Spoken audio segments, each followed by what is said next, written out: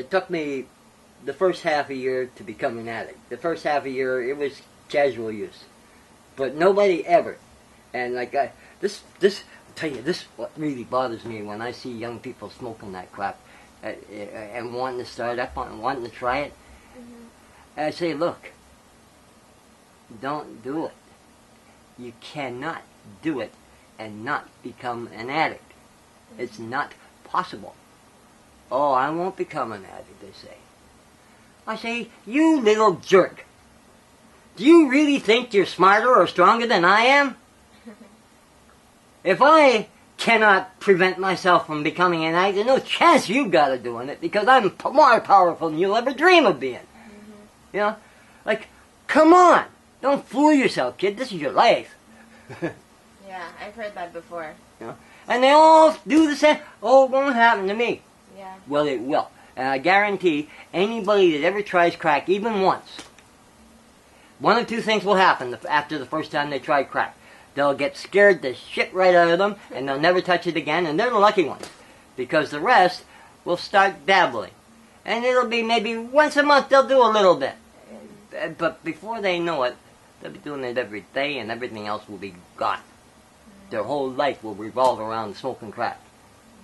And there's only two ways to go once you start.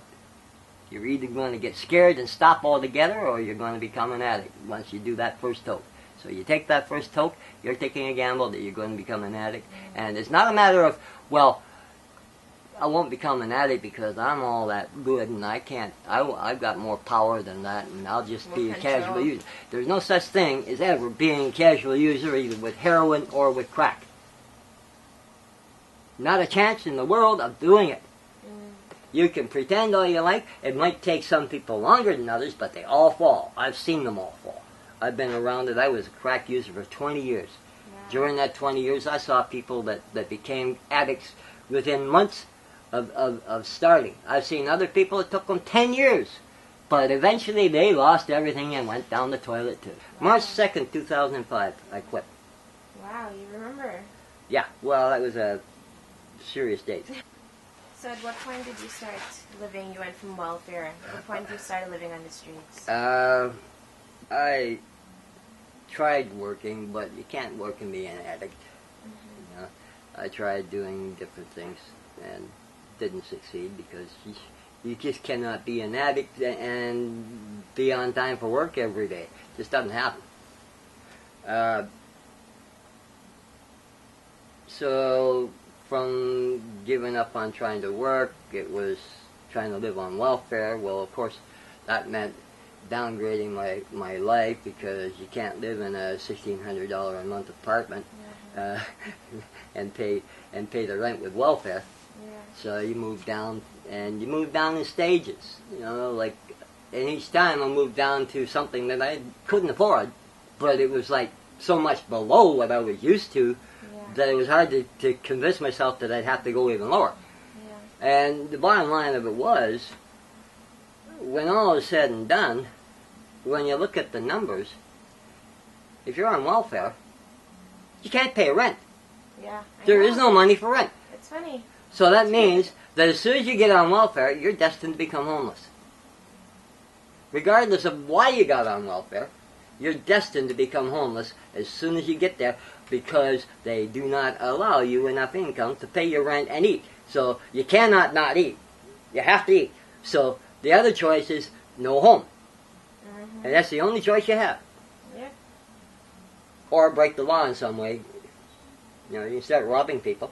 I know. You know, that's one of the things that I'm afraid is, like, we're heading towards the type of society the United States has developed, in that by forcing people into this kind of situation, so far people that have gone into that situation are pretty docile. They haven't uprisen at all. Mm-hmm.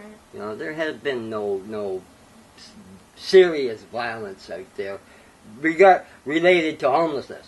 Mm-hmm. There's drug violence, but that's a different story. Mm-hmm. But there's going to come a time when there's riots out there, and robbery, and serious violence. as more and more people become homeless. Because don't let the politicians fool you. There's more people homeless every day. Do you think it's going to just continue increasing? It will continue to increase until they do something to allow people to afford their housing. We're going into a recession.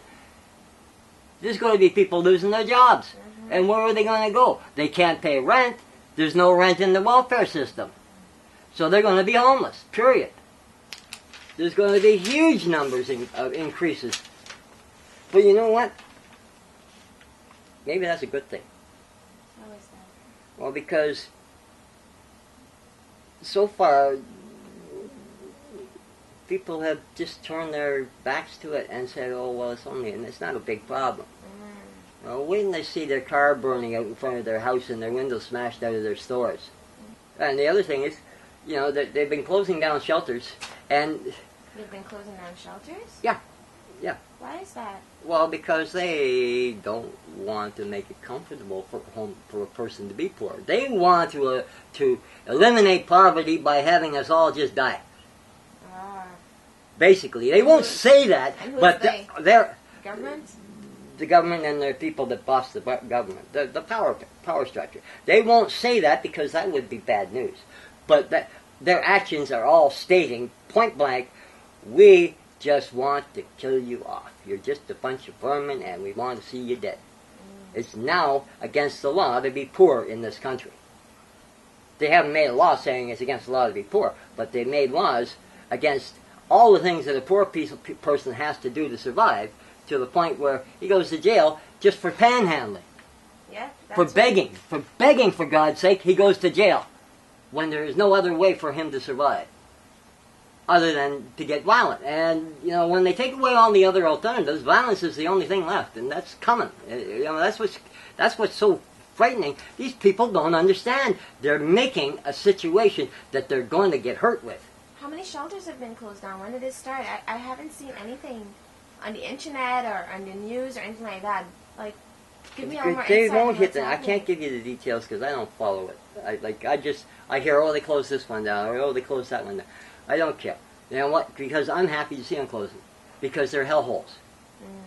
They're all they need is some machine gun turrets and some barbed wire, and they'd be another Nazi concentration camp. That's how bad they are. Wow. They put beds this far apart and put 50 people sleeping in a room. Even in jail, they don't put 50 people sleeping in the same room. Yeah.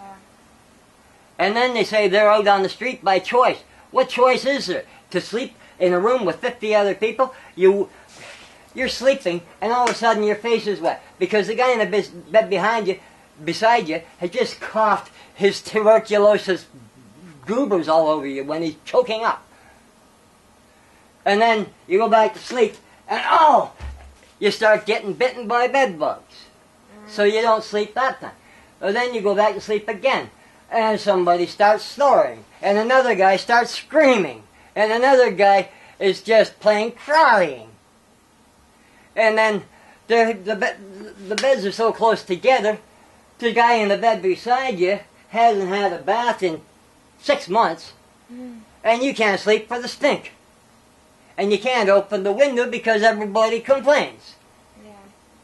It's not livable. So I'm glad to see them closing shelters, and I hope they close them all. And I think that the groups, the organizations that are protesting for, like OCAP, protesting to get more shelters, are doing a disservice to the homeless people. Because shelters only give the politician the excuse to say, see, we did something. They did nothing. Putting a person in that kind of a place and then blaming them for going back to sleep on the street, saying, oh, well, they choose to be on the street. And not even, at this point, you can't get into a shelter. Yeah. At this point, the shelters are full.